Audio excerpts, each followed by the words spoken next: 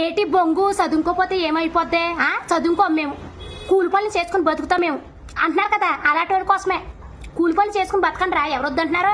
కూలి పనులు అంటే మీకు చాలా లోకుగా ఉందిరో. మీకు పూర్వం మనుషులు సరైన తిండ్లు తినేవారు కాబట్టి, బలంగా ఉండేవారు కాబట్టి, చదువు లేకపోయినా కూడా ఎండలో పొలం పనులు చేసుకునేవారు, చెరుకుట్లకు వెళ్ళేవారు, తాపి పనులు కూడా చేసుకుని వాళ్ళ సంసారాలను వాళ్ళని నిలబెట్టుకుంటున్నారు. ఏంటి ఇప్పుడు తింటున్న తిండ్లన్నీ కూడా డమ్మ బుస్తిండ్లు, అర్థమవుతుందా? డమ్మ బుస్తిండ్లే. కనీసం నువ్వు ఒక చెరుకొట్టుకు వెళ్ళాలనుకో, తెల్లరగట్లు 4 గంటలకు లేపుతారు. లేపి ఆ చీకట్లో వెళ్ళి ఏంటి ఆ కొట్టేటప్పుడు కట్టాను సరిగ్గా నరికేరా ఓకే, లేదంటారు మీ చెయ్యి ఎగిరిపోతుంది. ఆ చెరుక్కున్న నూగంతా చేతులు గుచ్చుకుంటుంది ముళ్ళులాగా. ఆ నూగంతా తీసుకున్నప్పుడు ఎంత చనిపోతుందో ఏటో అనుకుంటున్నారు. అదిగో లారీ వచ్చేసింది అంటారు. అప్పటికప్పుడు 3 మోపులు 2 మోపులు ఎత్తి మీద ఎడతారు. ఆ గొట్టు మీద పరిగెట్టుకుని ఆ నుచ్చినెక్కి లారీ మీద లోడ్ వేయాలి.